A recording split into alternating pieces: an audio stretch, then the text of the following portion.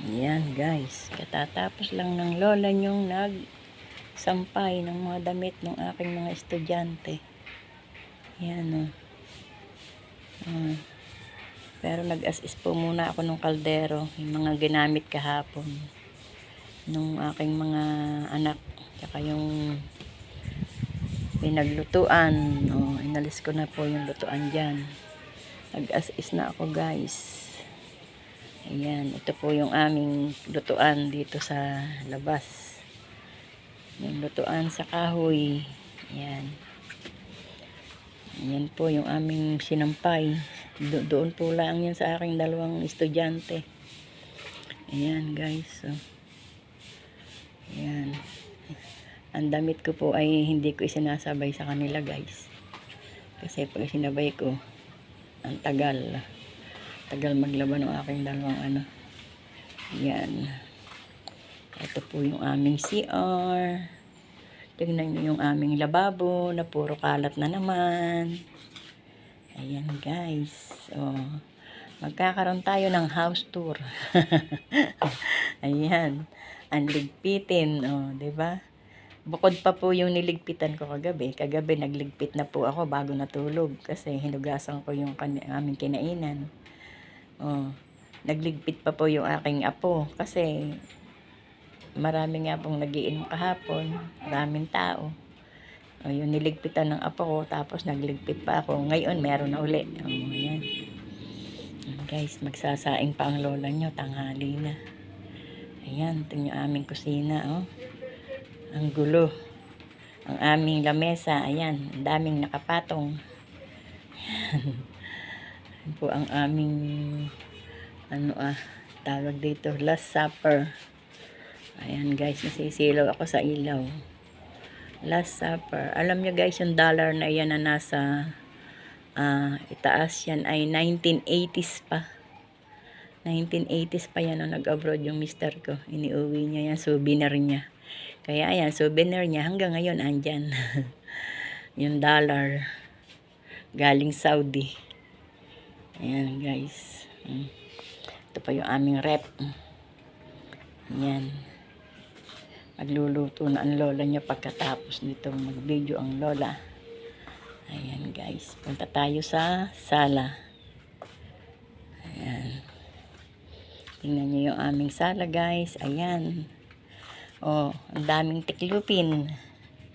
Ayan guys, isang upuan na yan tiklupin. Nakabunton. Ayan po yung pintuan palabas. Ito po yung aming terrace. Terrace, hindi ko po binubuksan guys. Alam niyo kung bakit. Kasi po, may pumapasok ditong aso. Ayan po, ang aming terrace, palabas. May pumapasok po kasi ditong aso guys. Yung may, alam niyo, may galis. Tapos, higa sa, higa sa sopa.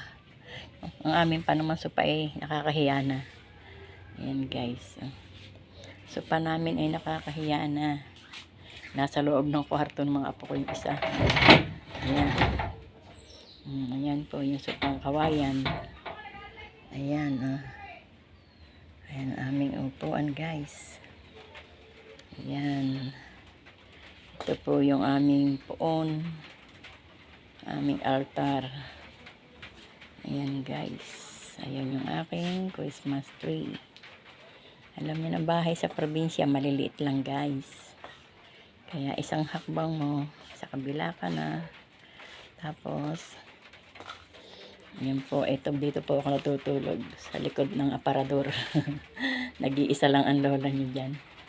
Ito po yung kwarto ng aking anak na lalaki. Yung aking pong kasama rito, tagapaghanap buhay ni lola. Ayan po guys. Ayan ang kanyang kama. Ayan. Wala nang alisan ang kutsyon. Palibhasa lalaki, siya lang ang nagtulog. At eto po namang kabila, ang kwarto ng aking dalawang apo. Ayan. Meron silang poon. Ayan, tingnan nyo yung lamesa ng dalawa kong apo. Ayan, samot-samot din. Ayan.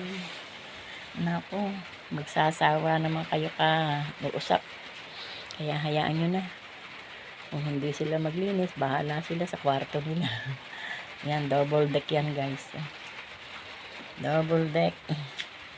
Pag nagtakbo na sa school, yan, wala na. Gayaan na lang. Eh, ang lola nyo naman, napapagod na rin. Kaya ay, hindi ko na alam kung alin ang uunahing trabaho guys. Sara natin. Pag may dumating na bisita, nakakahiya. Ayan. Ayan guys, na-tour ko na kayo sa aming bahay. May kwarto. 2 kwarto. Ayan. Bye-bye guys. Thank you for watching. Salamat sa pagsama nyo sa lola. O, tingnan nyo yan guys. O. Yung kabayong ginamit ng aking mga apo ng lansya, hindi pa rin inalis. Ayan. Ayan guys, talaga, oo. Sa lola lahat ang trabaho. Hindi ko alin kung alin ang uunahin ko dyan. Hindi ko alam kung alin ang uunahin ko dyan guys. Tulungan nyo akong maglinis. Bye bye guys. Bye bye.